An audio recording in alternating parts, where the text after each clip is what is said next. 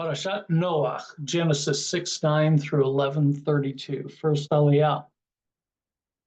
This is the line of Noah. Noah was a righteous man. He was blameless in his age. Noah walked with God. Noah begot three sons, Shem, Ham, and Japheth. The earth became corrupt before God. The earth was filled with lawlessness. When God saw how corrupt the earth was, for all flesh had corrupted its way on earth, God said to Noah, I have decided to put an end to all flesh, for the earth is filled with lawlessness because of them. I am about to destroy them with the earth. Make yourself an ark of gopher wood. Make it an ark with compartments and cover it inside and out with pitch. This is how you shall make it. The length of the ark shall be 300 cubits, its width 50 cubits, and its height 30 cubits. Make an opening for daylight in the ark and terminate it within a cubit of the top. Put the entrance to the ark in its side. Make it with bottom, second, and third decks. For my part, I'm about to bring the flood, waters upon the earth, to destroy all flesh under the sky, in which there is breath of life. Everything on earth shall perish. But I will establish my covenant with you, and you shall enter the ark with your sons, your wife, and your sons' wives, and all of that lives of all flesh. You shall take two of each into the ark to keep alive with you. They shall be male and female. From birds of every kind, cattle of every kind of creeping thing on earth, two of each shall come to you to stay alive. For your part, take of everything that is eaten and store it away to serve as food for you and for them. Noah did so, just as God commanded him, so he did. Second Aliyah. Then God said to Noah, go in the ark with all your household, for you alone have I found righteous before me in this generation. Of every pure animal you shall take 7 pairs, males and their mates, and of every animal that is not pure 2, a male and its mate. Of the birds and of the sky also 7 pairs, male and female, to keep seed alive upon all earth. For in 7 days' time I will make it rain upon the earth 40 days and 40 nights, and I will blot out from the earth all existence that I created. And Noah did just as God commanded him. Noah was 600 years old when the flood came, waters upon the earth. Noah with his sons, his wife, and his sons' wives went into the ark because of the waters of the flood. Of the pure animals, of the animals that are not pure, of the birds, and of everything that creeps on the ground, 2 of each, male and female, came to Noah into the ark as God had commanded Noah. And on the 7th day, the waters of the flood came upon the earth.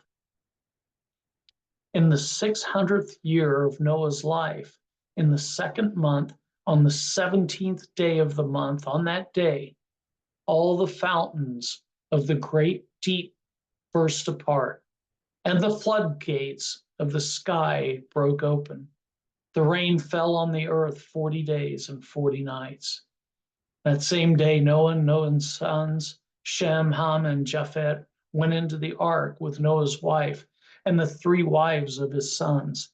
They and all beasts of every kind, all cattle of every kind, all creatures of every kind that creep on the earth, and all birds of every kind, every bird, every winged thing, they came to Noah into the ark, 2 each of all flesh in which there was breath of life.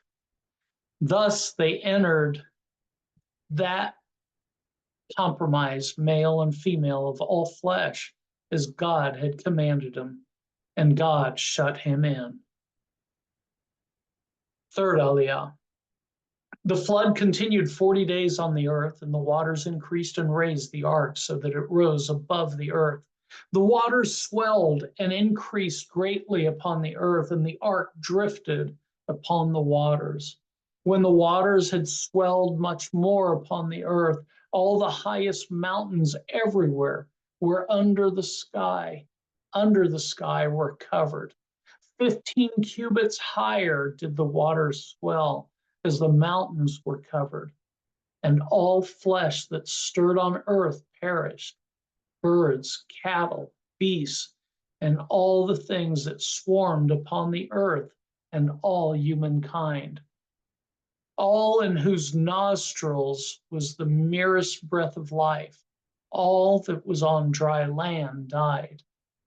All existence on earth was blotted out. Humans, cattle, creeping things, and birds of the sky, they were blotted out from the earth. Only Noah was left, and those with him in the ark. And when the waters had swelled on the earth 150 days, God remembered Noah and all the beasts and all the cattle that were with him in the ark. And God caused a wind to blow across the earth, and the waters subsided. The fountains of the deep and the floodgates of the sky were stopped up, and the rain from the sky was held back. The waters then receded steadily from the earth. At the end of 150 days, the water diminished, so that in the 7th month, on the 17th day of the month, the ark came to rest on the mountains of Ararat. The waters went on diminishing until the 10th month. In the 10th month, on the 1st of the month, the tops of the mountains became visible. At the end of 40 days, Noah opened the window of the ark that he had made and sent out the raven. It went to and fro until the waters had dried up from the earth. Then he sent out the dove to see whether the waters had decreased from the surface of the ground. But the dove could not find a resting place for its foot and returned to the ark, for there was water over all the earth. So putting out his hand, he took it into the ark with him. He waited another 7 days and again sent out the dove from the ark. The dove came back to him toward evening, and there in its bill was a plucked off olive leaf. Then Noah knew that the waters had decreased on the earth. He waited still another 7 days and sent the dove forth, and it did not return to him any more. In the 601st year, in the 1st month, on the 1st of the month, the waters began to dry from the earth. And when Noah removed the covering of the ark, he saw that the surface of the ground was drying. And in the 2nd month, on the 27th day of the month, the earth was dry.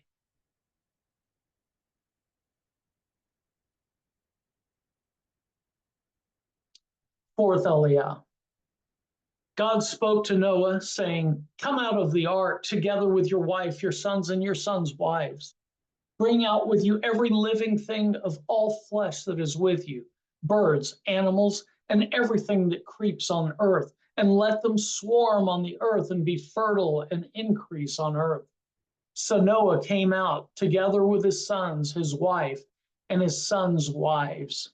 Every animal, every creeping thing, and every bird, everything that stirs on earth came out of the ark by families. Then Noah built an altar to God, and taking of every pure animal and of every pure bird, he offered burnt offerings on the altar. God smelled the pleasing odor, and God resolved, "Never again will I doom the earth because of humankind, since the devisings of the human mind are evil from youth, nor will I ever again destroy every living being as I have done, so long as the earth endures, seed time and harvest, cold and heat, summer and winter, day and night shall not cease." God blessed Noah and his sons and said to them, "Be fertile and increase and fill the earth." The fear and the dread of you shall be upon all the beasts of the earth and upon all the birds of the sky, everything with which the earth is astir, and upon all the fish of the sea. They are given into your hand. Every creature that lives shall be yours to eat, as with the green grasses I give you all these. You must not, however, eat flesh with its life blood in it. But for your own lifeblood, I will require a reckoning. I will require it of every beast, of every humankind too. Will I require a reckoning for human life, of everyone for each other? Whoever sheds human blood by human hands, shall that one's blood be shed. For in the image of God was humankind made. Be fertile then, and increase, abound on the earth, and increase on it. Fifth Aliyah. And God said to Noah and to his sons with him, I now establish my covenant with you and your offspring to come, and with every living thing that is with you, birds, cattle, and every wild beast as well, all that have come out of the ark, every living thing on earth. I will maintain my covenant with you. Never again shall all flesh be cut off by the waters of flood, and never again shall there be a flood to destroy the earth. God further said, this is a sign that I set for the covenant between me and you and every living creature with you for all ages to come. I have set my bow in the clouds, my bow in the clouds, and it shall serve as a sign of the covenant between me and the earth. When I bring clouds over the earth and the bow appears in the clouds, I will remember my covenant between me and you and every living creature among all flesh, so that the waters shall never again become a flood to destroy all flesh. When the bow is in the clouds, I will see it and remember the everlasting covenant between God and all living creatures, all flesh that is on earth. That, God said to Noah, shall be the sign of the covenant that I have established between me and all flesh that is on earth. Sixth Aliyah. The sons of Noah who came out of the ark were Shem, Ham, and Japheth, Ham being the father of Canaan. These three were the sons of Noah, and from these the whole world branched out. Noah, the tiller of the soil, was the first to plant a vineyard. He drank of the wine and became drunk, and he uncovered himself within his tent. Ham, the father of Canaan, saw his father's nakedness and told his two brothers outside. But Shem and Japheth took a cloth, placed it against both their backs, and, walking backward, they covered their father's nakedness.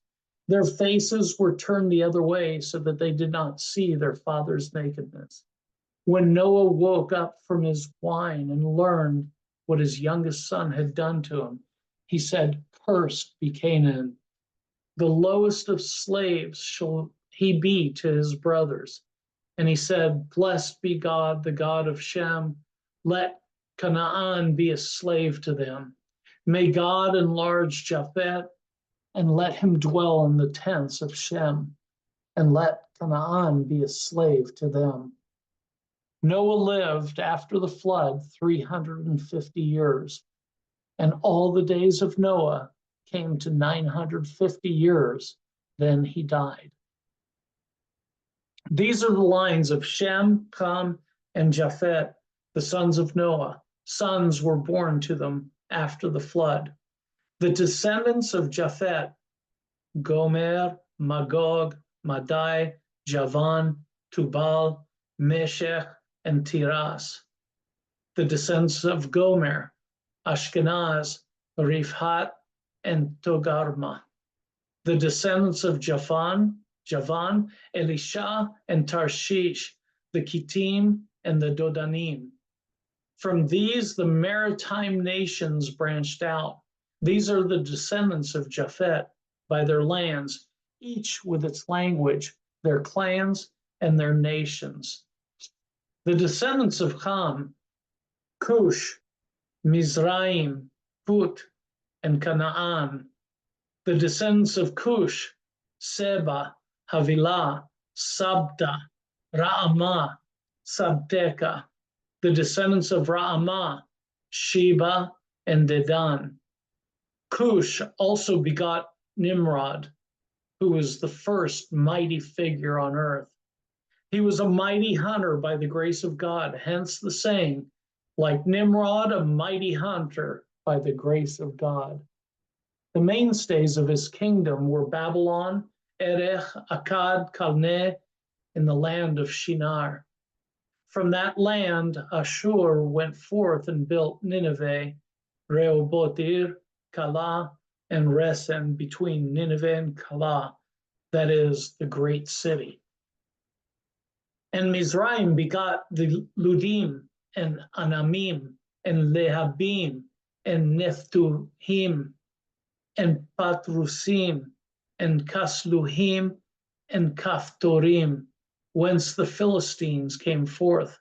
Canaan begot Sidon, his firstborn, and Het, and the Jebusites, the Amorites, and the Girgashites, the Hivites, and the Archites, the Sinites, the Arvadites, and the Zemarites, and the Hamathites. Afterward, the clans of the Canaanites spread out. The original Canaanite territory extended from Sidon as far as Gerar near Gaza, and as far as Sodom, Gomorrah, Admah, Zeboim near Lasha. These are the descendants of Ham according to their clans and languages by their lands and nations. Sons were also born to Shem, ancestor of all the descendants of Eber, the older brother of Japhet. The descendants of Shem, Elam, Ashur, Arpachshad, Lud, and Aram. The descendants of Aram, Uz, Hul, Gether, and Mash. Arpachshad begot Shelah, and Shelah begot Eber. 2 sons were born to Eber. The name of the first was Peleg, for in his days the earth was divided, and the name of his brother was Joktan. Joktan begot Almodad, Shelef, Hazarmavet, Jerah, Hadoram, Uzal, Dikla, Obal, Abimael, Sheba, Ophir, Havilah, and Jobab. All these were the descendants of Joktan. Their settlements extended from Mesha as far as Sephar, the hill country to the east. These are the descendants of Shem, according to their clans and languages, by their lands, according to their nations. These are the groupings of Noah's descendants, according to their origins, by their nations, and from these nations branched out over the earth after the flood. 7th Aliyah. Everyone on earth had the same language and the same words. And as they migrated from the east, they came upon a valley in the land of Shinar and settled there. They said to one another, "Come, let us make brick and burn them hard. Brick serve them as stone, and bitumen serve them as mortar." And they said, "Come, let us build us a city and a tower with its top in the sky to make a name for ourselves, else we shall be scattered all over the world." God came down to look at the city and tower that humanity had built, and God said, "If, as one people with one language for all, this is how they have begun to act, then nothing that they may propose to do will be out of their reach. Let us then go down and confound their speech there, so that they shall not understand one another's speech." Thus God scattered them from there over the face of the whole earth, and they stopped building the city. That is why it was called Babel, because there God confounded the speech of the whole earth, and from there God scattered them over the face of the whole earth. This is the line of Shem. Shem was 100 years old when he begot Arpachshad, 2 years after the flood. After the birth of Arpachshad, Shem lived 500 years and begot sons and daughters. When Arpachshad had lived 35 years, he begot Shelah. And after the birth of Shelah, Arpachshad lived 403 years and begot sons and daughters. When Shelah had lived 30 years, he begot Eber. The birth of Eber, Shelah lived 403 years and begot sons and daughters. When Eber had lived 34 years, he begot Peleg. After the birth of Peleg, Eber lived 430 years and begot sons and daughters. When Peleg had lived 30 years, he begot Reu. After the birth of Reu, Peleg lived 209 years and begot sons and daughters. When Reu had lived 32 years, he begot Serug. After the birth of Serug, Reu lived 207 years and begot sons and daughters. When Serug had lived 30 years, he begot Nahor. After the birth of Nahor, Serug lived 200 years and begot sons and daughters. When Nahor had lived 29 years, he begot Terah. After the birth of Terah, Nahor lived 119 years and begot sons and daughters. When Terah had lived 70 years, he begot Abram, Nahor, and Haran. Now, this is the line of Terah. Terah begot Abram, Nahor, and Haran begot Lot. Haran died in the lifetime of his father Terah in his native land of Ur of the Chaldeans. Abram and Nahor took wives for themselves, the name of Abram's wife being Sarai, and that of Nahor's wife, Milcah, the daughter of Haran, the father of Milcah and Iscah. Now Sarai was barren. She had no child. Terah took his son Abram, his grandson Lot, the son of Haran, and his daughter-in-law Sarai, the wife of his son Abram, and they set out together from Ur of the Chaldeans for the land of Canaan. But when they had come as far as Haran, they settled there. The days of Terah came to 205 years, and Terah died in Haran.